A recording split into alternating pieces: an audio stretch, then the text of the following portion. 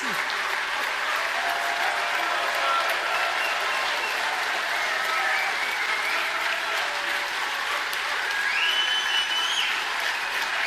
Merci. Merci, mes amis. Merci à vous et je veux remercier chaleureusement nos amis et partenaires de l'AfD qui nous accueillent aujourd'hui et particulièrement Frauke Petry et Markus Pretzel pour leur hospitalité. Merci à vous deux. Merci aussi à tous les autres représentants des différents pays membres du groupe ENL au Parlement européen, nos amis néerlandais, italiens, autrichiens, flamands, roumains, britanniques, tchèques, polonais. Merci également à tous les organisateurs qui ont rendu ce rendez-vous possible sous la houlette de notre secrétaire général, Ludovic Dedanne.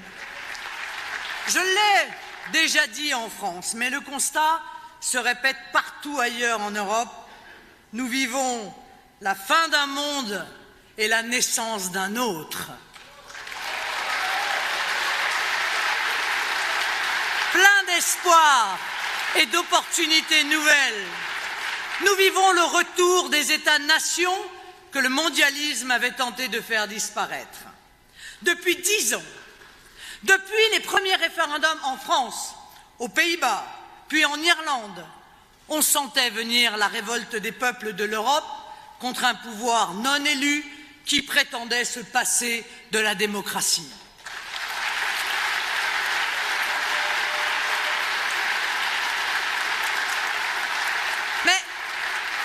Le premier véritable coup porté à l'ordre ancien, l'élément déclencheur qui va entraîner dans sa course tous les dominos de l'Europe, c'est le Brexit.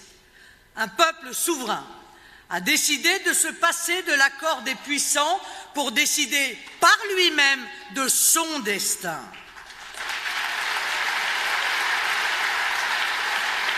Le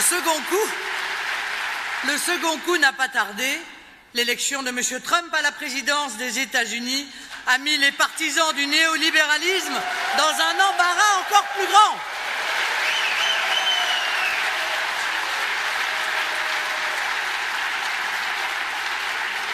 Sa position sur l'Europe est claire et nette. Il ne soutiendra pas un système d'oppression des peuples. Et en prime, il a enterré le traité transatlantique. 2016 a été l'année où le monde anglo-saxon s'est réveillé. 2017, j'en suis sûr, sera l'année du réveil des peuples de l'Europe continentale.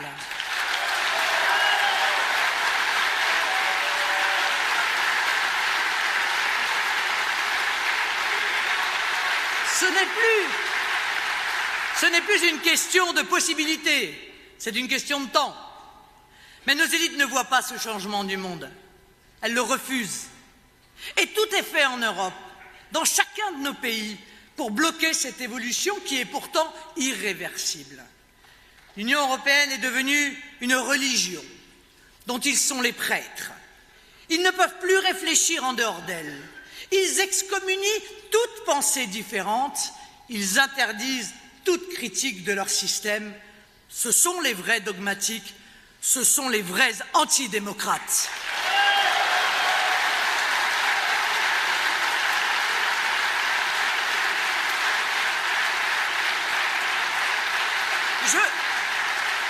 Je rappelle quand même cette phrase de M. Juncker, tellement révélatrice qu'elle pourra figurer dans les livres d'histoire. Il ne peut y avoir de choix démocratique contre les traités européens. Voici la définition même de la tyrannie.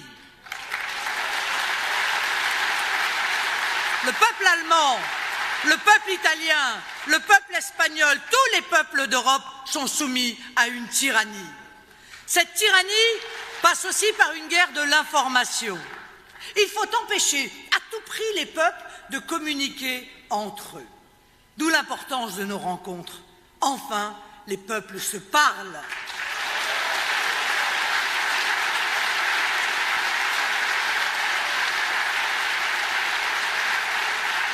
Dans leur logique, il faut que chaque peuple soit séparé des autres pour qu'ils ne puissent pas se liguer ensemble. C'est ainsi qu'en France, on ment sur l'Allemagne. qu'en Allemagne, on ment sur le Royaume-Uni, et ainsi de suite, en Italie, en Autriche, en Grèce. Car si les peuples venaient à découvrir qu'ils ne sont pas si différents que cela, et qu'ils ont tous un intérêt commun, celui de la liberté, alors c'en serait fini de l'Union européenne.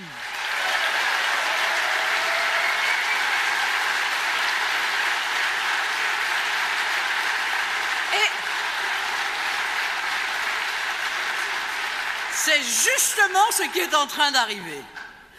En France, Mme Merkel est présentée comme une héroïne humanitaire, qui est un modèle de générosité envers les migrants, alors que les Français sont tous des moins que rien. Sauf que jamais la presse française ne vient demander son avis au peuple allemand. Jamais on ne vient interroger les Allemands eux-mêmes pour savoir s'ils sont satisfaits de la politique migratoire de Mme Merkel. Et on comprend pourquoi. S'ils interrogeaient les Allemands, tout le monde verrait que cette politique migratoire est une catastrophe au quotidien.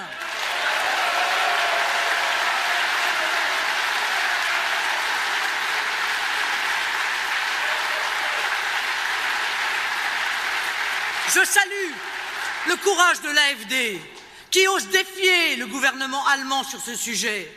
Les élites européennes veulent absolument faire taire les peuples et faire croire au monde que leurs représentants actuels agissent pour leur bien. Pour ma part, je ne confondrai jamais un peuple avec ses dirigeants. Le peuple allemand, comme tous ceux d'Europe, n'aspire qu'à une chose, la liberté.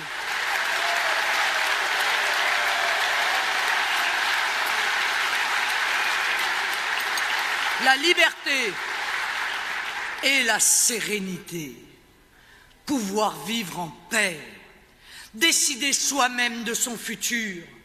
Aujourd'hui, les dirigeants européens ne prennent pas en compte les intérêts nationaux, mais les intérêts d'une oligarchie. Une oligarchie financière qui se sert des institutions pour défendre des choix contraires à la volonté des peuples.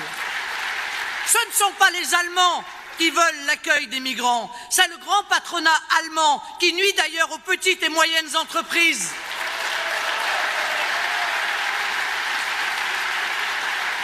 Ce ne sont pas les Français qui veulent supprimer les frontières de leur pays. C'est le grand patronat français et leurs multinationales. Nous devons voir lucidement l'intérêt économique des puissants qui se dissimulent derrière ces belles paroles.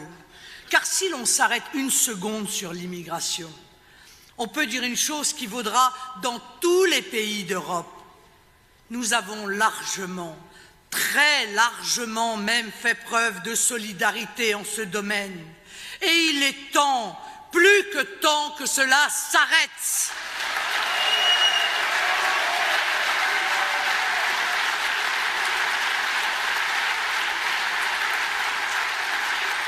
L'Allemagne a connu un afflux considérable d'immigrés. Et la chancelière a tellement voulu en accueillir qu'elle ne sait même pas où sont passés 500 000 d'entre eux. Incroyable légèreté!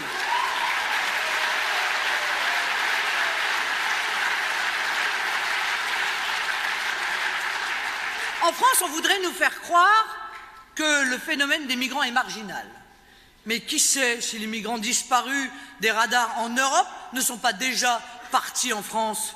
Comment accepter que des villes et des villages se voient imposer l'accueil de dizaines ou centaines d'entre eux un peu partout dans le pays, souvent sans l'accord de la population ou même de la municipalité? Comment accepter que ces flux supplémentaires s'ajoutent à ceux déjà massif de l'immigration légale, tellement massif que chaque année, ce sont 200 000 personnes qui entrent sur le territoire français depuis maintenant 10 ans. Comment accepter cette immigration supplémentaire quand on sait que depuis des décennies, l'immigration clandestine n'est pas tarie?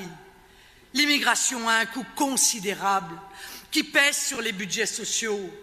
Elle fait aussi baisser les salaires et augmenter le chômage. Elle est source, c'est une évidence, d'insécurité. Et l'on sait très bien que parmi les flux de migrants se cachent des terroristes.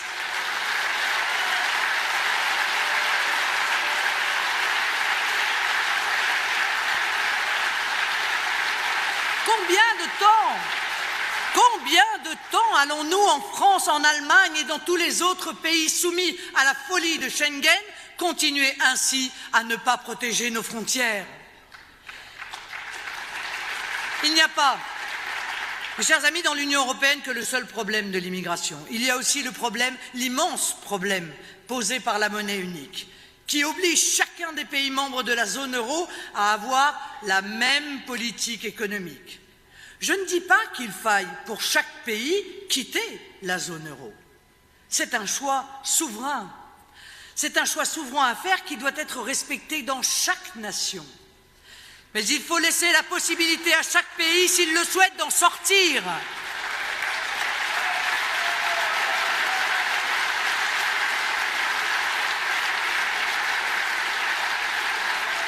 Je n'ai jamais considéré qu'il faudrait pour tous les pays d'Europe les solutions que je préconise pour la France.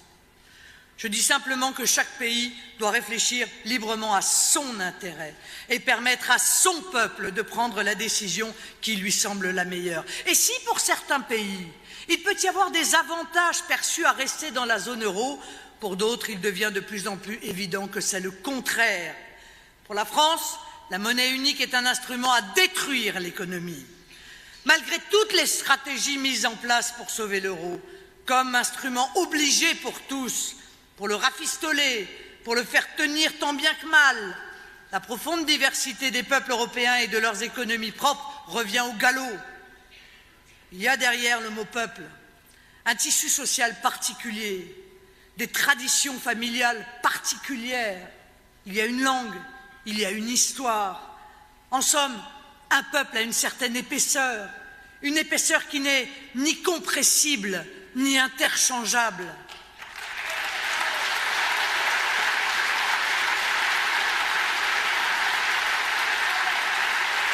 Alors, quand on nous dit une monnaie unique à un ensemble unique, veut-on dire que ce qui convient à un Allemand convient aussi à un Français et à un Espagnol? Mais l'économie de l'Allemagne, celle de la France, celle de l'Espagne ne fonctionnent pas hors sol. Elles sont ancrées dans des réalités nationales. Elles respirent au rythme des peuples.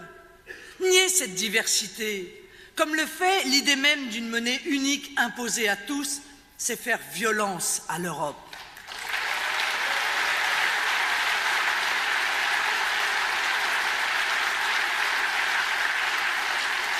En matière de peuple, on ne calcule pas une moyenne par une simple opération mathématique. Il n'y a pas de moyenne franco-allemande, pas plus que de moyenne franco-espagnole. J'aime l'Allemagne parce qu'elle est allemande. J'aime la France parce qu'elle est française.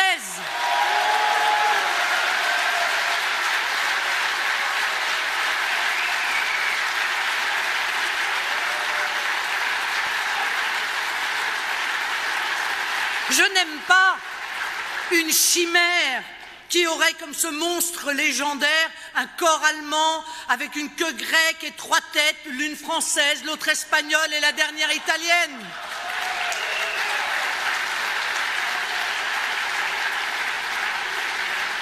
Les distinctions entre les peuples ne peuvent pas être rayées d'un trait de plume. J'ai pris l'exemple de l'euro. J'aurais pu tout aussi bien parler de la fiscalité, des droits sociaux, des systèmes de retraite ou des salaires minimaux. On veut couler toutes les nations européennes dans un même moule économique en écrasant leurs particularités.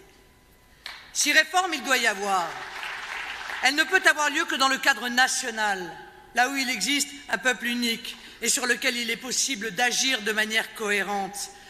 L'intégration économique qui serait suivie d'une intégration politique est un rêve qui se transforme en cauchemar.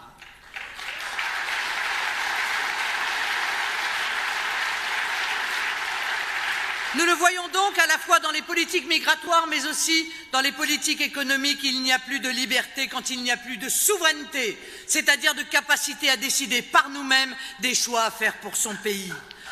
Aujourd'hui, on fait voter les représentants d'un pays pour créer des lois pour un autre pays, à l'autre bout du continent. Mais cela n'a aucun sens. Je n'ai pas envie qu'un autre pays décide pour le mien de ce qu'il doit faire. Et je n'ai pas envie que le mien décide pour les autres non plus.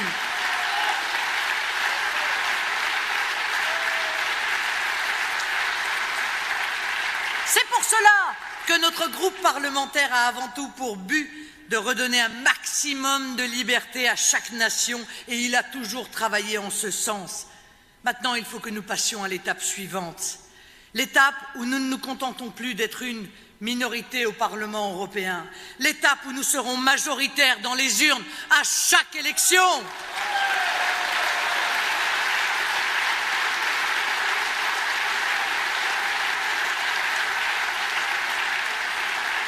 « 2017 est une année riche en élections, en France tout d'abord, mais aussi aux Pays-Bas. Et je souhaite les plus grands succès possibles à notre ami Geert Wilders.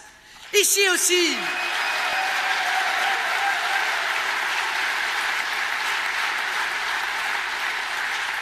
aussi, Frauke, vous mènerez la bataille électorale. Vos succès sont déjà nombreux depuis 2013. Je sais que vous allez encore grandir, car vous êtes l'avenir de l'Allemagne.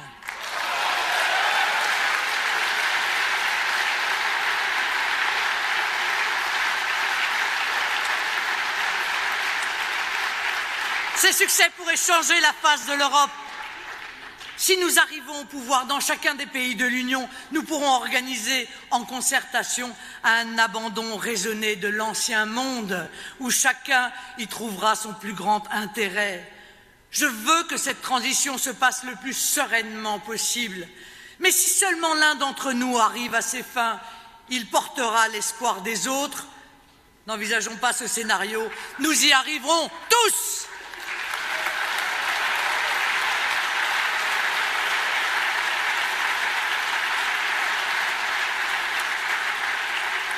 Notre organisation au niveau du Parlement européen, notre réunion aujourd'hui sont le témoignage de cette solidarité qui existe entre des mouvements proches, voire très proches, d'accéder au pouvoir. Souvent, nos adversaires nous opposent que nous serions seuls en cas de victoire. Cela commence déjà à être démenti par les urnes. Mais plus fondamentalement, les peuples partagent entre eux des intérêts évidents et chacun peut constater qu'une politique patriote n'isolerait pas leur pays, mais au contraire susciterait une adhésion forte chez les autres peuples. Dans un monde où les États-Unis se recentrent sur eux-mêmes, dans un monde où 95% des pays ont des frontières nationales, dans un monde où l'on retrouve des protections, le patriotisme n'est pas une politique du passé, c'est une politique du futur.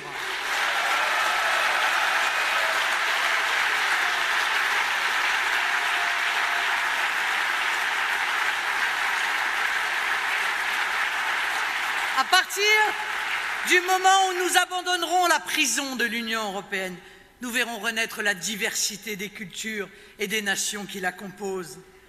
Cette diversité n'est pas synonyme de guerre, contrairement à ce que des années d'idéologie ont voulu nous faire croire. La guerre, c'est au contraire cette union à marche forcée. La guerre, ce sont des élites déconnectées qui appellent à s'armer contre M. Trump ou M. Poutine.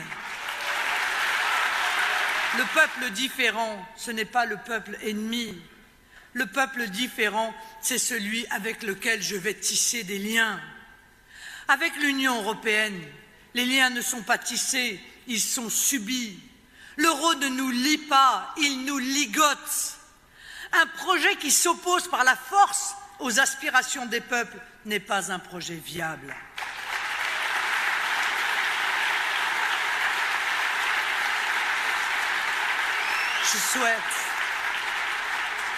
Je souhaite voir renaître la culture, l'art, la littérature de chaque pays du continent.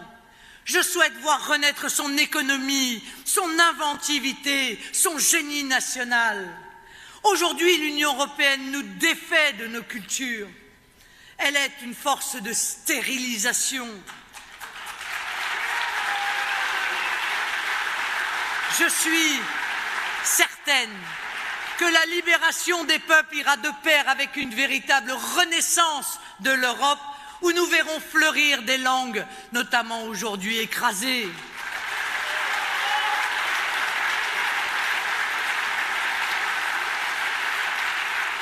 L'anglais a envahi toutes nos universités et en Allemagne, c'est la même chose.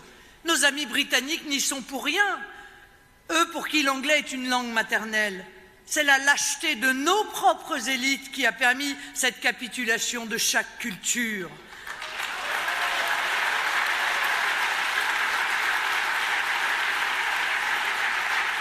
Je sais que si nous retrouvons les leviers de notre souveraineté, nous retrouverons par la même occasion le goût de notre propre culture. J'attends ce moment avec espoir et je sais, de toute façon, que l'aspiration à la liberté des peuples ne peut plus être arrêtée. Vive les nations d'Europe, vive l'Europe des nations!